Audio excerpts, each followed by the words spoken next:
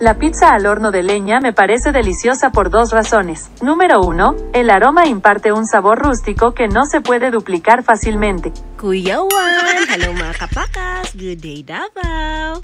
For today's video, papakita ko sa inyo ang pinakamasarap na pizza na nasubukan ko this month. Ito ang Fabian's Pizza. Isa sa nagpapasarap dito ay dahil ang kanilang pizza ay lutong pugon. Meaning talagang wood fire siya. At isa sa mga ingredients nila dito ay mga herbs na talaga namang nagpapalasa sa kanilang pizza. Ayan, napakaganda ng presentation, diba? Isa na nagustuhan ko dito ay talagang napakasarap ng lasa ng kanilang cheese. Suk na nga kami nung pumunta kami dito nila Daddy at ni Kuya Liam, pero natatakam pa rin talaga ako sa kanilang pizza. Ako talaga ay nabilib sa may-ari ng business na ito dahil alam nyo ba nagsimula sila as startup at ang kanilang unang branch ay nasa subdivision lang. Pero pinupuntahan sila dahil kakaiba talaga ang lasa ng kanilang pizza at masarap po. Actually, kakabukas lang nila nung November 8 dito sa kanilang new location. Just fronting the NCCC Mall.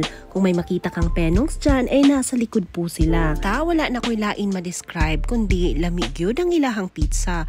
Herbs pa lang, maka-agree yun ka na lami ang timplada. At sa lahat ng mga na-order namin, ang pinakamasarap for us is ang smoked bacon and shrimp pesto. Yung timpla talaga ng kanilang pizza ay hindi siya katulad sa mga usual na mga nabibili natin. Yung lasa niya ay may pagka-extra effort. Uubusin mo talaga hanggang sa crust niya.